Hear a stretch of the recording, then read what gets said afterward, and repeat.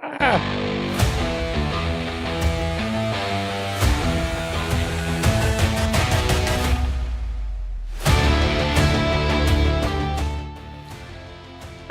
Hi, everybody. Welcome to Red Wings Rant, where tirades and impassioned pleas for your Detroit Red Wings finally have a home. Hey, man! We're a couple minutes late. We had to jump right in.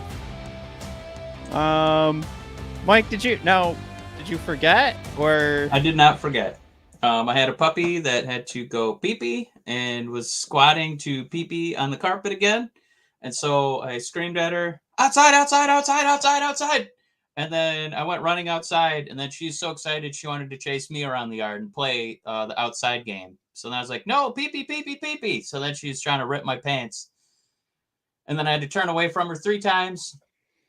Long story short, and she made 2 squirts of pee, and I don't think she really had to go at all. I think she was just appeasing me. That's why she pretended to make 1 little squirt of lemon juice. So, yeah. What do you think's harder, Mike? Do you think it's harder to raise a child or a dog, a brand new puppy? Probably a puppy, because the child has fingers.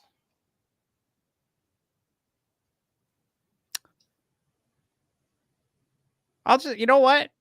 I will just let that one go. I want the people to use their imagination. I forgot who I was talking to, Mr. Scratch Cornea himself. So I know that, getting raked in the eyeball can be a little testing.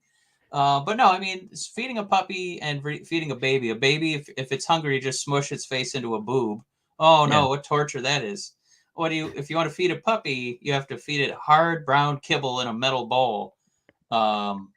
So, I mean, the puppy's like, can you put this in a boob and squeeze it out for me? And I can't. So I also think feeding a puppy is a little bit easier. Chewy says that's why he likes his cat. Jared's aboard.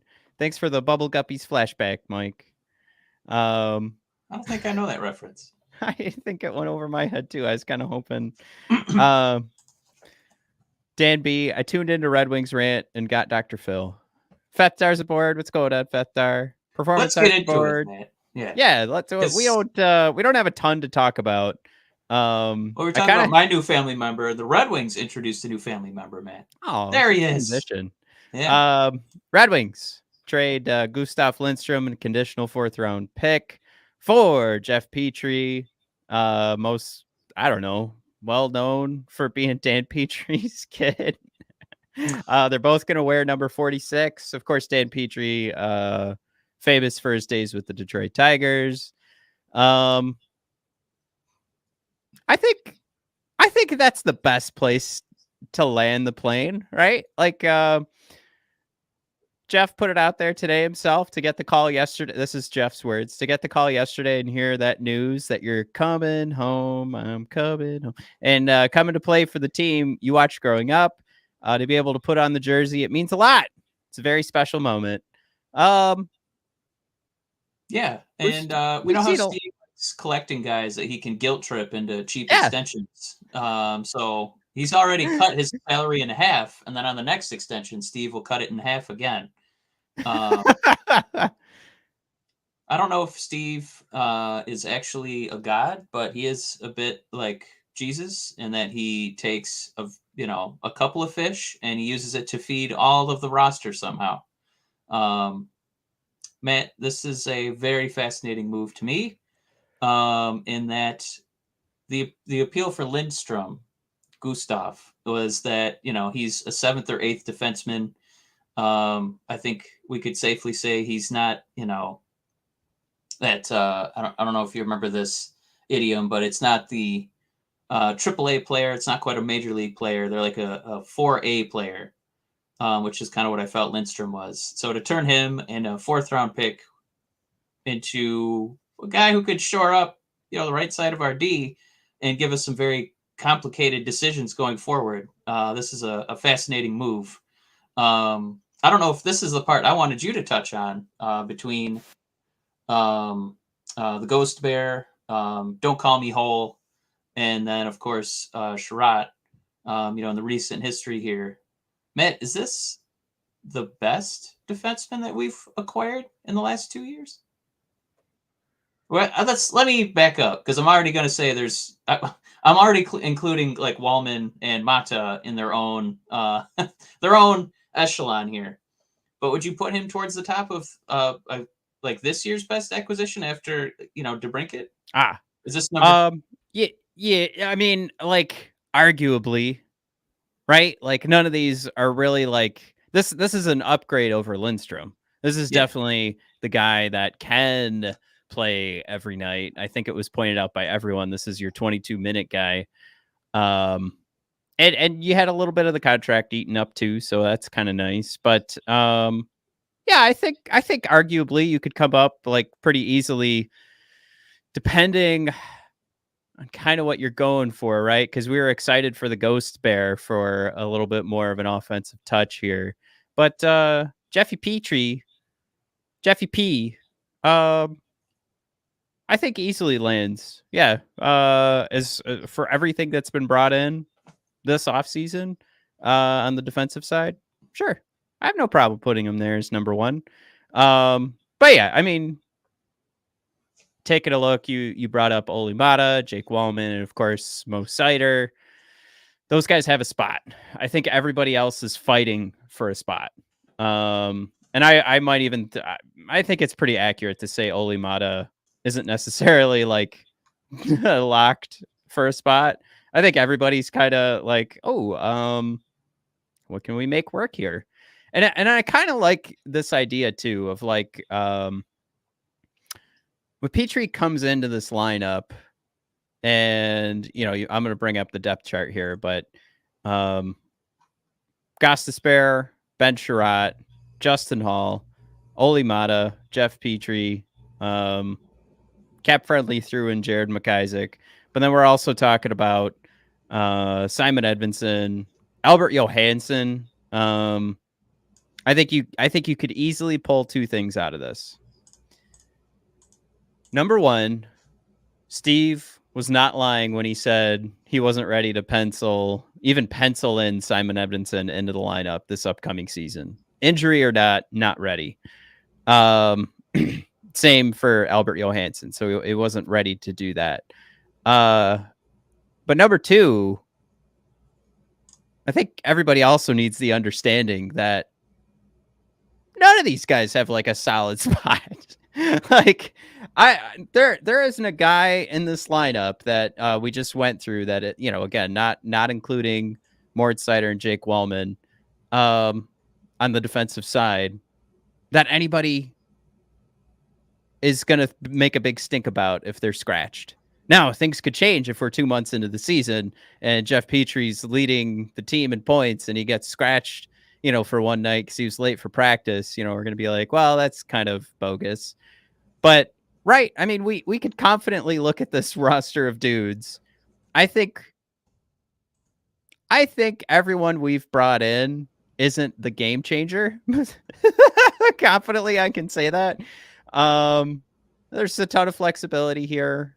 And, this also, the more I look at this list too, this kind of seems like a let's see what sticks.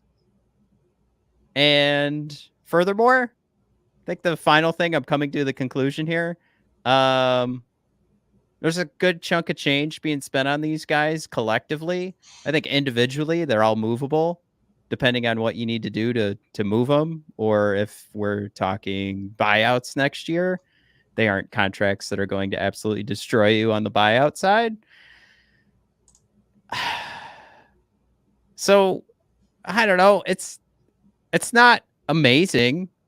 It works out. You upgraded, right? The player you lost that was in your roster, you've now improved. You've added on the right side of the D, which we all know is kind of something when you look up and down this list. We kept saying like, oh, I guess Ben Sherratt's going to be on the right side, or Gostisbehere would be on the right side.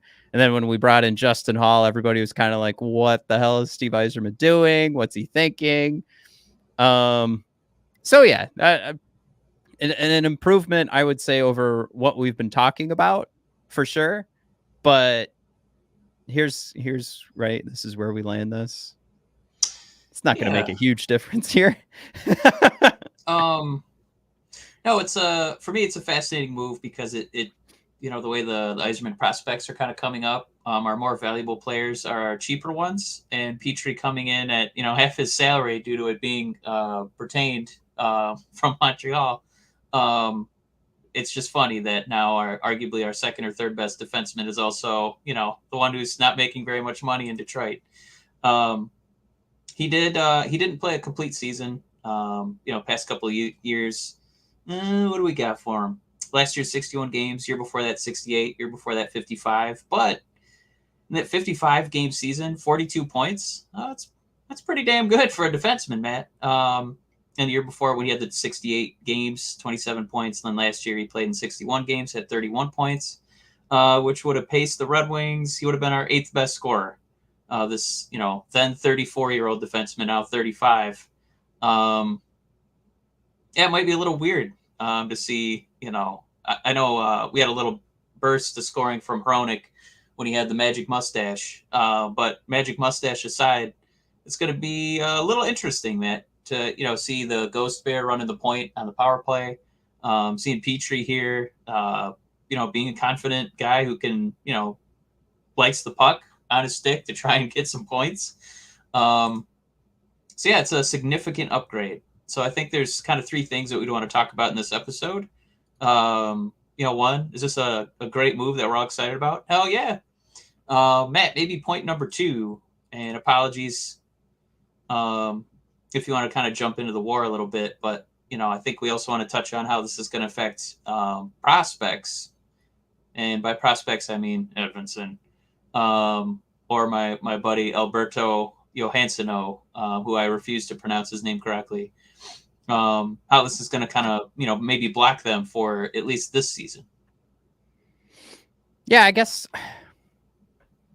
that was kind of the point I was coming to, where Steve had said previously, like, he wasn't going to put in pencil in Simon Edvinsson into the opening night lineup. And I mean, I don't think this shows like a lack of confidence in them, but it does. I mean, Petry wasn't the guy that was going to keep Edvinsson out of the lineup. This is filling, the right side of the defense. So I don't like that part of the equation. I just can't. I don't know. It's everything else that was added to the lineup. It's kind of where that, I don't know. I guess that's where the conversation starts. It's like all those free agency signings. You and I kind of came out of free agency and we're like, well, what the fuck are we doing? Do we trust our scouting kind of thing? But I don't know. I mean, I don't hate this deal, and I don't think this affects. This isn't the deal that was really affecting that potential on the left side of the D and everybody we have. I think it was some of the other moves that Steve did, but I'm just so middled about this. I don't hate it, and I think it's a deal that doesn't hurt us, but I think it's a little irresponsible to be too excited about bringing in a 35-year-old defenseman, right, who benefited quite a bit in some of his past seasons with some of the guys he got to play with in a top pairing role, playing with some of the, best hockey players of all time. So I don't want to jump too much on points. I'm also not disparaging it. I don't think it's a bad thing to get points, but I can't get myself too excited. I think it's a move that we upgraded from Gustav Lindstrom. I think we have a role that needed to be filled, and now it is filled. But I'm also not blowing any loads. I am, I'm happy, right? But I do think it's irresponsible to get way too excited about this move. It's just a move that, when we looked at all the free agent signings and we were like, what the hell are we doing? This is what we expected to see. This is what we wanted to see. So now it's happening. You know, it's kind of the conversation I think is funny because it's kind of like, you know, sometimes at work, like I want this, but I like meet expectations and I'm like, why aren't we throwing a parade for me? And it's like, I don't know. No, that's what we brought you in to do. You were supposed to bring us a solid right side defenseman. So you did that. Um, blowing the load comes with, you know, DeBrincat showing up and that Yeah, next. I don't know if anybody thinks, we, won the Stanley Cup with this trade. I think it's kind of something along these lines, kind of what I expected last offseason. And then we got Sherratt instead. Not that I expected Petry, but kind of a shrewd, like, wow, that's all we gave up to get a guy like that who's, still productive and there's not much of a commitment to him. And my God, we're going to be paying him $2 million, to be in our top 4 defensemen. That's a pretty attractive, acquisition. I like that a lot. And I don't know if you wanted to kind of sashay away from that idea of how he, could potentially, block our prospects. But, if you just take a look at, games played last season by like Red Wing defensemen, we had exactly one play 82 games, and luckily it was the one we wanted. Insider. But I mean, everybody kind of took some bumps, or they just weren't good enough, and they were healthy scratches. So knowing the bumps are going to be there, this feels like a pretty perfect acquisition because, again, it's not a long-term commitment. There's going to be some boo-boos. There's going to be some bruises. There's going to be opportunities for our young guys to play. And with Steve, seeming to, make some more win-now moves, it doesn't look like he's willing to kind of let these guys learn on the job. It kind of looks like he's ready to let them learn, at the minor league level where we can afford to lose games. And it looks like, this Petry move is exciting for another reason because it makes me think that, okay, they do see some value in what they've done and how guys have progressed. And they think that maybe this will be a year that we can think about playoffs a little bit more seriously. That's what this move signals to me. If you're giving up draft picks.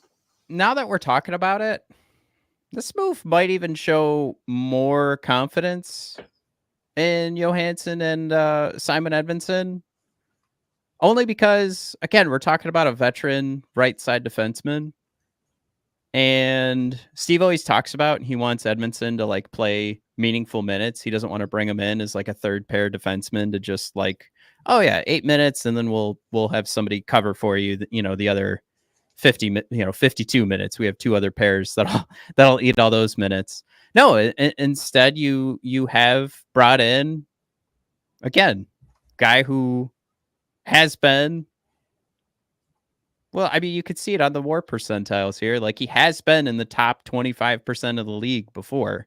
And then to say it's a hole that you're filling, but ultimately, yeah, when you want to bring in Edmondson and Johansson, you're hoping for the left side, and we always knew we were weaker on the right side, and that could have been one of the issues that Steve was trying.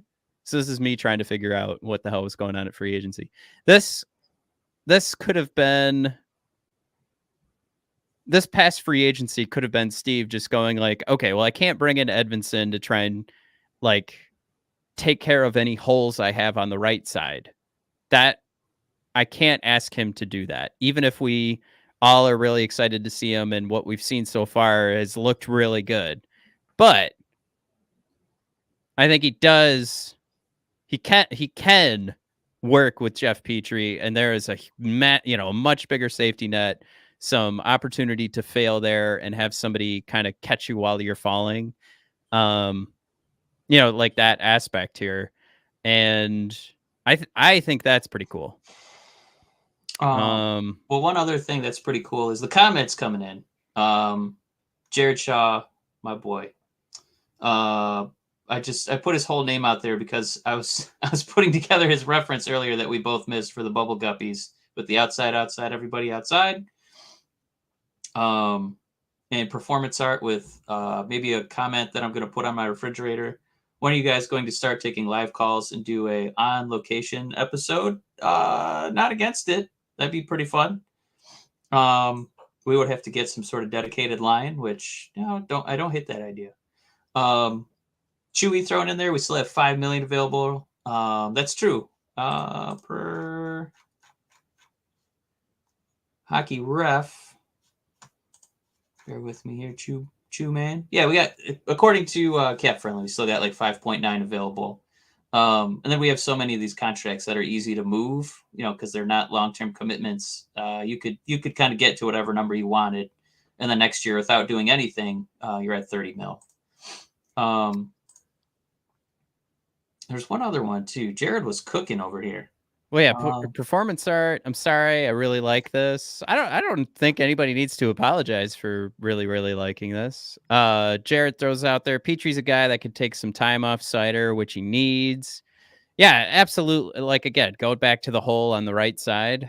They did actually do a pretty good job, I thought, last year. Kind of bringing Cider's minutes back. I mean, there's defensemen that consistently will hit that 25-minute mark, and I thought they did a pretty good job, but this just gives us more wiggle room.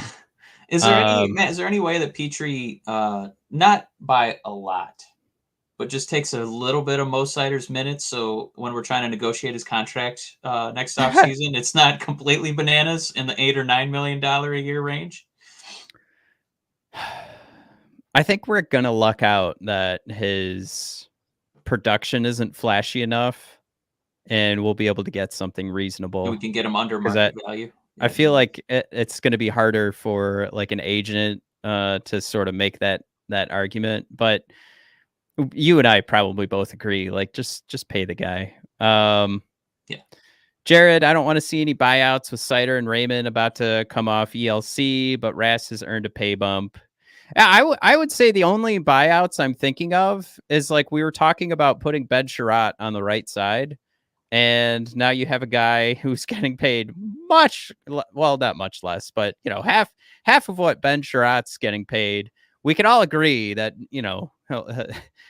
I don't know. Okay, I don't know if we can all agree on this, but certainly the analytics point in the direction that Jeff Petry is the way to go on the right side. So at least now we can kind of solve for one of those issues. And if another issue was, what are we going to do with if Gostisbehere is going to be on the right side or Justin Hall? Of course, I have no problem with either one of those guys being scratched any night of the week. Their responsibility that, what we're going to ask from them, it's decreasing.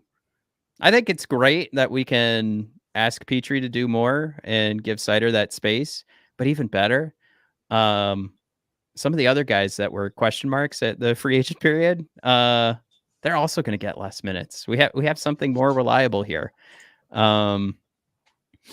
Jared, Petry's being paid by Detroit, Montreal, and Pittsburgh. This poor accountant. Dan B. Oh yeah, go for it. The other one I wanted to touch on was Chewy's health update. My God, he's getting a defibrillator put in a month or so. Ah. Yeah, Dan B said it best. Best wishes, man. Hope that goes all right. Jeez. Yeah, keep us updated, Chewy. I hope you're doing okay, man.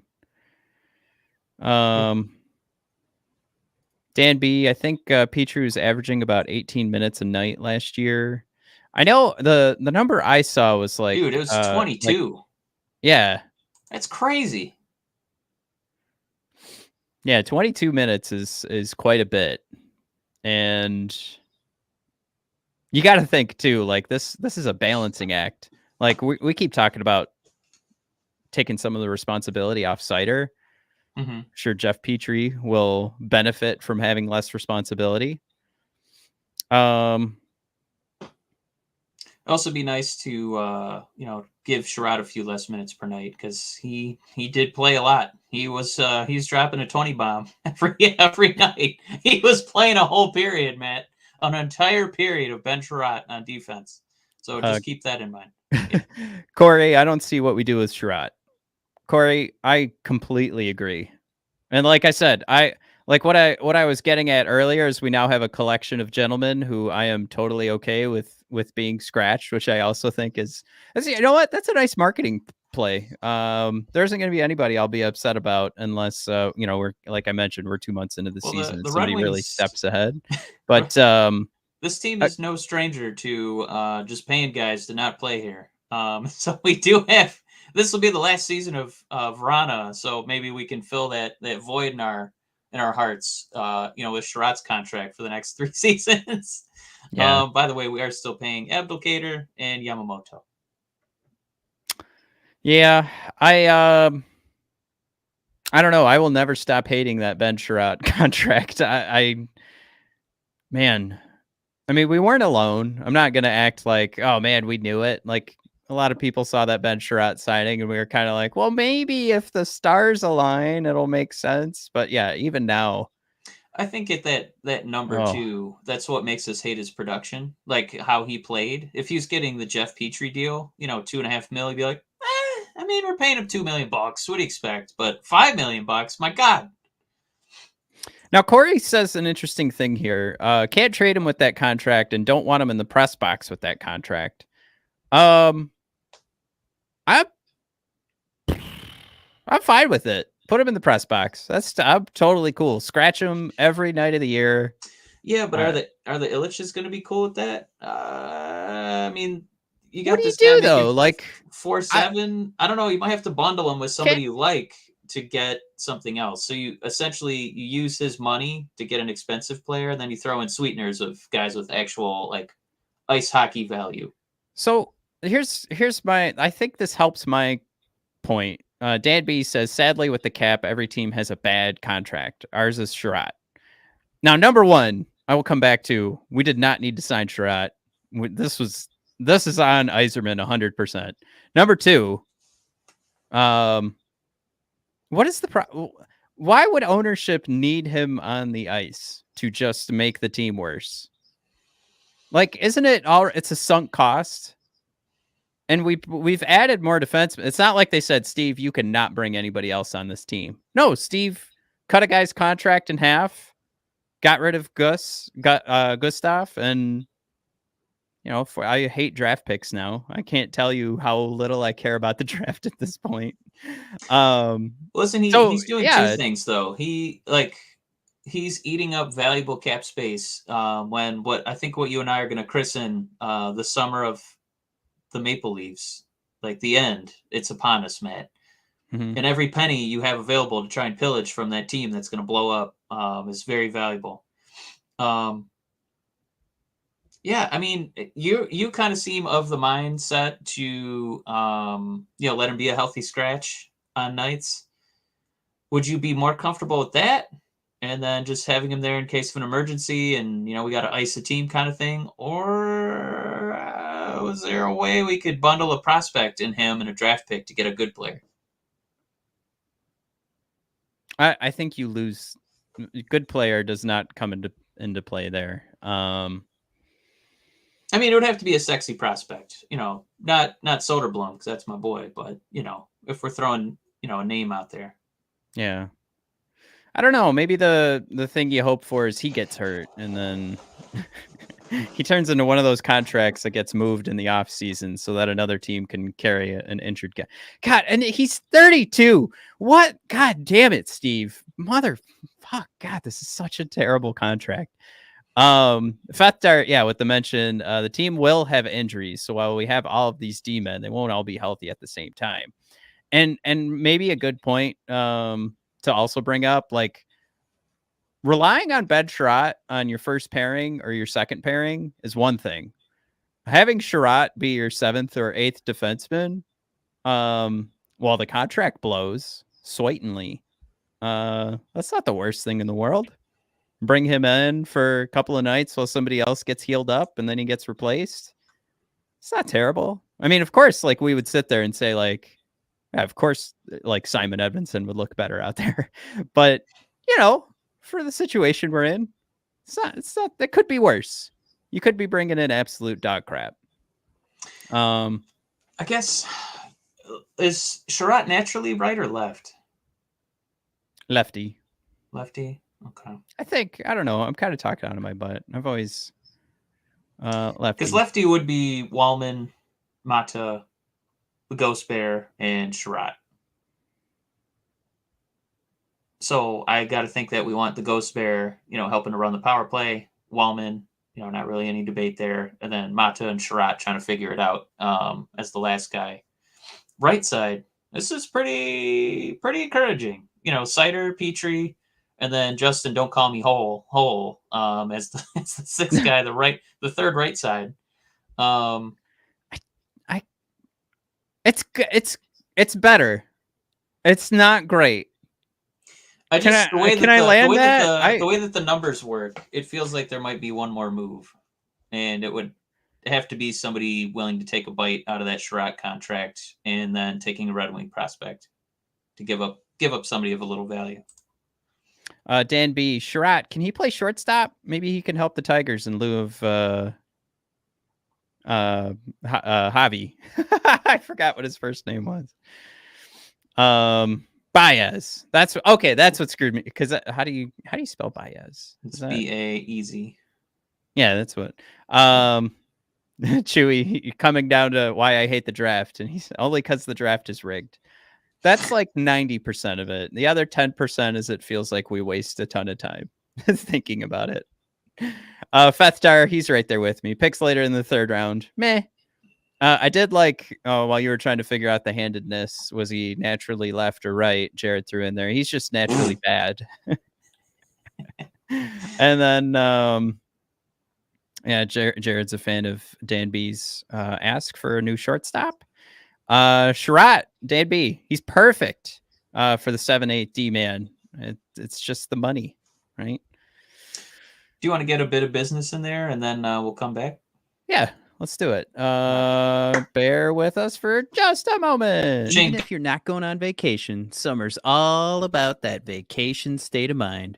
Whether I want to listen to, I don't know, maybe Red Wings Rant, but whatever it is, I know there's 2 earbuds in both my ears throughout the entire experience. That's right. It's the Raycon earbuds. I'm going to tell you right now, Raycons, they absolutely are the best way to listen. Like I've got one of those little things on my Raycon earbuds to make sure I don't lose them. So I do like the little beep beep, because now I can't operate without them. I am so much in love with them. You've got the earbud tap functions to toggle between 3 customizable sound profiles, noise isolation, awareness mode. They have the 32-hour battery life. They come with custom gel tips, and not to mention half the price of some of those other audio brands that are out there. And you've also got a 30-day happiness guarantee. Although, if you have the same experience I do, that won't even come into play. But if you want to make this experience even cheaper, create your own soundtrack with Raycon right now. Red Wings Rant listeners get 15% off their Raycon order at buyraycon.com/THPN. That's for the Hockey Podcast Network. That's buyraycon.com/THPN to save 15% on Raycons. buyraycon.com/THPN.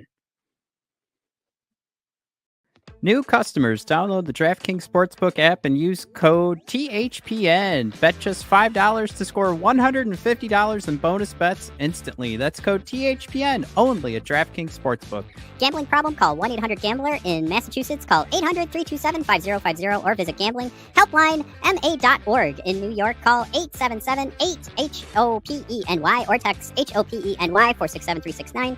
In Kansas, call 1-800-522-4700. On behalf of Boot Hill Casino Resort in Kansas and West Virginia, gambling problem? Call 1-800-GAMBLER or visit www.1800gambler.net. All games regulated by the West Virginia Lottery. Please play responsibly in partnership with Hollywood Casino at Charlestown Races in Connecticut. Help is available for problem gambling. Call 888-789-7777 or visit ccpg.org. 21 and up in most eligible states, but age varies by jurisdiction. See DraftKings.com/sportsbook for details and state-specific responsible gambling resources. Bonus bets expire 7 days after insurance. 1 boost per eligible game. Opt-in required. Max bet $50. 10+ leg required for 100% boost. Eligibility, wagering, and deposit restrictions apply. Terms at sportsbook.com.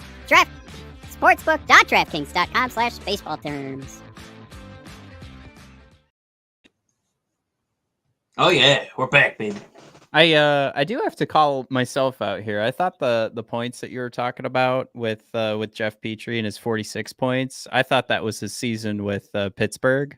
I am No. now realizing that was with an absolute dog shit Montreal, who the number one points getter was Max Domi at 72 points. They had Thomas Tatar, Jonathan Drouin, Philip Ooh, Deneau. yeah. So he fucking rocked the shit. I am incorrect. I want to call myself out here. Holy shit. It's 46-point season with the Montreal It's money, Canadiens. man. What was that? 2018-19. Can I ask you, let me see here. Bear with me. Mhm. Do we have him slotted in? He's not, there's no way they're going to put our two oldest dudes together, right? He's not playing with Sherratt. I was kind of But wondering is if it, somebody knows more about this, because Sherratt played with Montreal. Did they play together? oh, I don't know. I'd have to do some digging. That would be scary to find out. um, but yeah, I mean, do we have him? Because do we agree that the top pairing is the Wallman and Momo? Yeah, 100%. So does that mean the Ghost Bear and Petry go together? Who are arguably two of our better scoring defensemen? Like, or do you want to try and spread the wealth? So then you do put Petry with Sherratt. Oh, see, Jared's think throwing the in the season- Ghost and Petry. I just wonder if we got to spread the wealth, Jared. What do you think? I think everyone's right with, like, what I want to do is put Sherratt, away, take him out, do an old Yeller, but he's probably going to start, right? Opening night, Ben Sherratt will be out there, and I think he's going to be with Jeff Petry. And then the third pairing will be Ghost no. Wait, now I am all over the place, because then where do I put my Olimata? Oh God, this is so hard. I mean, they're all getting paid, right? Like in the same sort of, like, Ben Sherratt's contract sucks because he's terrible, but it's not that, like, it's one. Is that 1.7 Yzerman to over Illich? Olimata. Hey, listen. It's not 8, okay? Yeah, it's not 8. It's more than halfway to 8, though, Steve. I mean, yeah, like, what I want to do is just not ice Sherratt, but I feel like they're going to do that. And I like where your head's at, where it's like, okay, well, Jeff should probably correct for Ben Sherratt's mistakes. Corey thrown out there too. We kind of touched on a little bit earlier, but asking, with all these offseason moves, when do we see all the young guys? Are we thinking one more season in the AHL and next year we see more of them? I think what this sets up is you aren't 100% relying on them to play big minutes and be big contributors. And we touched on it a little bit where, there's just so many boo-boos. We had exactly one defenseman play every single game in Mo Sider. So there's going to be ample opportunities. It might not be game one, but there's going to be time. And it's probably in those young guys' best interest to not be like, all right, bud, we need you for 82 games and 22 minutes. Lace them up. Now you kind of get to, take your time in Grand Rapids and then, kind of play and work your way up to, a prominent spot with big minutes.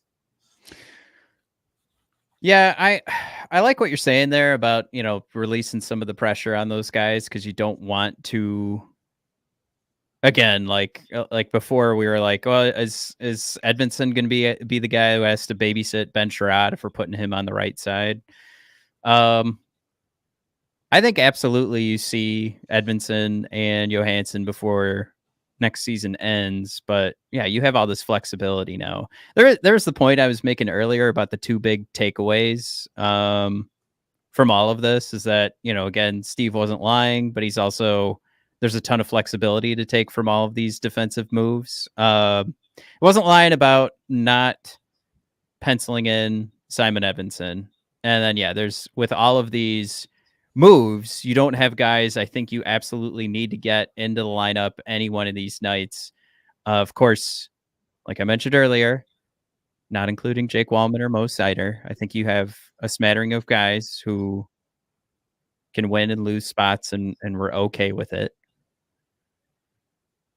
But I think the other thing here too is just that added element that it doesn't have to be an injury. I think Edmundson wants to play himself onto the team.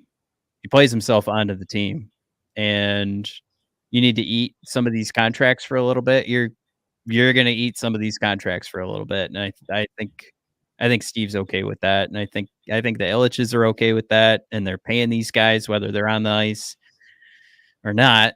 So yeah, I don't know where to take that part of the conversation, but I mean, all right, like that's what Well, the I would say no. Dan B dropping a bomb too. Steve's not going to burn an ELC deal on anyone unnecessarily.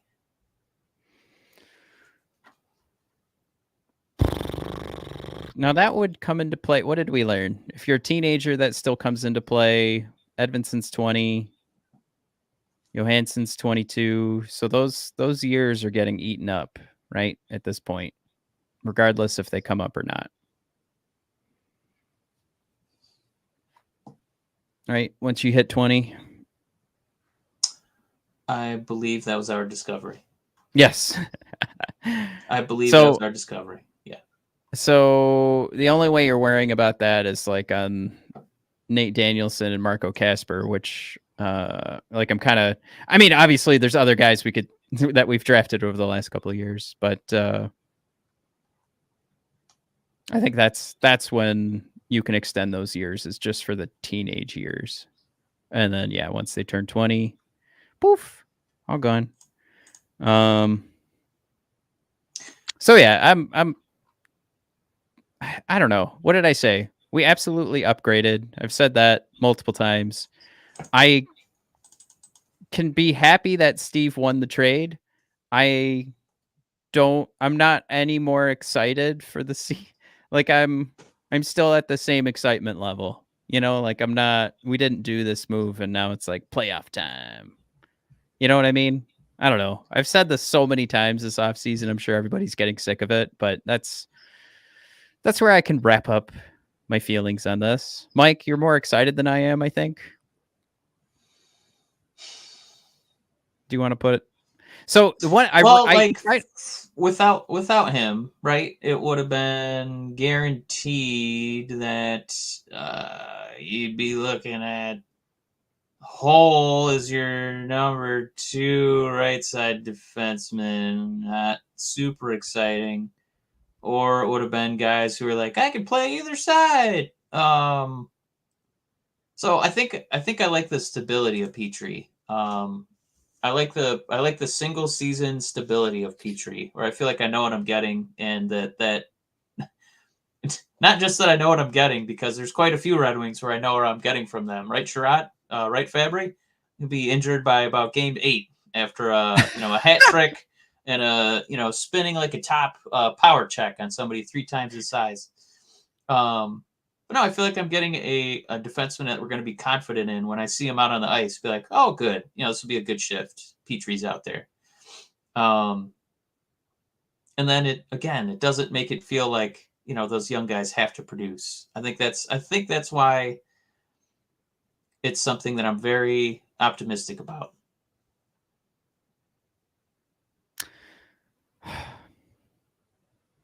I just can't.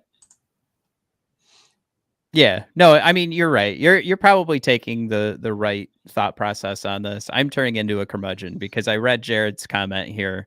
I would also like to see Grand Rapids get better. They have been cocky the last couple of seasons because Detroit keeps pulling from them. I am so... I guess I'm just so impatient at this point. I'm just like, I don't care. I just need to see that winged wheel win. Burn Grand Rapids, Griffins, and make them suffer at the benefit of my Detroit Red Wings. I'm totally cool with that. And I'm not saying that's a responsible thought or the right one, but let's put it this way. Like for Grand Rapids, instead of feeling again like we have to rely on these guys, this is a pretty fun roster. Like if we just take a trip out to Beer City, you get to see Lombardi, Hannes, Soderblom, not to mention Carter Mazer. Hirose is going to be out there still. You could see Wallander, Johansson. You could see Edvinsson. So I think it's like a watchable product at Grand Rapids, and it's a watchable product because it does feel like this Red Wing roster kind of has some actual depth to it. So I feel like with Petry, we didn't pick up like another number 6 defenseman. We picked up a guy who could be a 3 or 4. Or, my God, in an emergency, he'd be comfortable still playing 22 minutes a night. Yeah. Jared points out there he's excited for Lindstrom to get a change of scenery. We don't have to watch him get blown by or completely misread on the ice. Dan B throws out there, it'll be really funny if Petry ends up playing more games than Erik Karlsson. Yeah, what a win for Pittsburgh, actually. Like if Dan B's right, of course that would be hilarious, but man, Pittsburgh wheeling and dealing, making some moves, trying to get that last bit of juice out of Crosby and Malkin. They made the right move for their new president of hockey ops, and he removed his interim status as GM, and he's a full-fledged GM. He's a hell of a fantasy player. I'll give him that. Chewy, wonder if Montreal takes Sherratt back instead of Lindy. Oh boy, that would be amazing. Matt has now been banned from Van Andel Arena. This is from Jared. You know what? I don't have the time to make it anyway. So screw you, Van Andel Arena. And by the way, I must say, I like going there even to watch the Red Wings get destroyed, or I'm sorry, watch the Griffins get destroyed. But I will 100%, like, if there was a hockey god that came up to me and said, look, I'm going to give you a couple of years of playoffs, but 25 years, the Griffins will finish dead last in the AHL, and you get 2 years of play. Now, whatever happens after those 2 years of playoffs, whatever. But I am guaranteeing the Griffins finish last place in the AHL for 25 straight years. I would do that in a heartbeat. Oh, in a heart. And I would smile while I do it. Oh, my God. And I'd come tell you guys about it. I'd be so proud of it. I'd be like, guys, we're going to the playoffs. It's because of me. Don't bother going to Grand Rapids.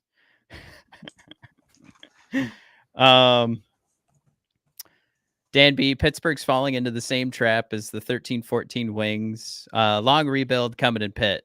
I will say this. I listened to the Athletic, their hockey podcast today, and Rossi, I think, is the Pittsburgh writer who came on the show today. Maybe it was a couple days. I don't know. Who cares? But the attitude, it sounds like, in Pittsburgh is like, let's see what happens in these next 2 years, and then yes, we're fucked. Which is that's kind of cool to me. And you're right, Dan. That does sound like the Ken Holland logic, but you also have Sidney Crosby. You kind of got to do right by him. And it's kind of what we were preaching the Red Wings might want to do, where you have like a superstar guy and you just keep picking up peripheral guys. So I wouldn't be judging it too harshly because this is kind of the model we were talking about doing. So that's almost a reason to root for Pittsburgh, because I have idolized having a couple of excellent players that you can just kind of, move those, guys around them and still be competitive. Matt, what did you think of the haul that San Jose got? I'm pretty, I'm not whelmed, I'm underwhelmed. Michael Granlund, Mike Hoffman, is it Jan Ruta? Yeah. A bunch of 30-year-old dudes who don't score, and then one first-round pick? One first-round pick. Yeah, like they've been trying to drop that contract, and I think they got a little desperate, and that was the result. I do not think that they finished in third place in that trade. Right, Pittsburgh, then Montreal. then San Jose, and then Detroit. Yikes. Right? Wasn't Jeff Petry a part of that trade, and now he's on our team? Am I wrong? Kind of indirectly, I think. I just this seems like a horrible haul. I'm sorry, Yeah, San no. Jose. All you Sharks fans out there, you got fucked. And you traded away what was the best mustache in the business. I don't know. Yeah. Jared, Sharks ate it. Yeah, and the other thing too, like you're talking about like potential for a real difference maker as well, like in the Carlson conversation. Like we've been taking dumps on him for years, and he casually puts in like 60, 70 points. And it's like, oh man, look at that ankle. What a terrible contract for San Jose. Last year he puts up 100 points. And it's like, what were we thinking when we were giving him shit at 60 points? Like I don't get it. Carlson will go down as now through all the injuries, like with all that happening, he's one of the best of all time. This guy is the opposite of an Yzerman acquisition because he makes a lot of money. Big contract. But Matt, if we had given up what was the equivalent of Mike Hoffman and Michael Granlund, which we have quite a few of those guys, if you ask me, guys who like scoring 30 to 40 points a season, picked up Carlson and that massive contract. Matt, would that have moved the needle for you? Would that have made you excited where Jeff Petry just kind of has you, responsibly interested? That would have been fun to argue every episode with everyone about how excited I am and how it's going to be cool to see us put up a ton of points, with this team. But I would totally understand everybody like, no, this is going to hurt us defensively and yada, yada, yada. So I would get it from that perspective, but I don't know. Like that would be fun. I mean, whoever gets him, like you clearly benefit even when your team is hot garbage. So put him with some real talent and goddamn, just stand back. So I don't know. Yeah, Corey throws out there the win for San Jose was dropping the money, but like I said, I still think they got a little desperate there and they lost. Yeah, Jared throws out there, San Jose is about to blow up the roster and accept their fate. So why bother, I think is Jared's point, like dropping all that money. Danby, Erik Karlsson will be a -40 this year. Can I, real quick, I know that we're bummed about Sherrod, right? Who's not quite making $5 million. I'm just throwing this out there. So Pittsburgh's D right now is Erik Karlsson at $10 million. Letang at 6.1, who's 36 years old. He's going to be getting paid that for 36, 37, 38, 39, age 40. Then Ryan last Graves. year had a stroke, by the way. Ryan Graves. Well, I think we were a little envious of that move. But 1, 2, 3, 4, 5, 6. Going to be paying him until he's 34, 4.5 mil. And then Marcus, is it Pettersson? And then a couple of jabronis. So Marcus was the one we were talking about during the season where I was like, ooh, I like her. Like I totally would have brought Marcus over. But yeah, I still like, again, the athletic reporter for Pittsburgh is like the attitude over there is let's see what we can do for Crosby right now. And then, yeah, we're going to suck big time.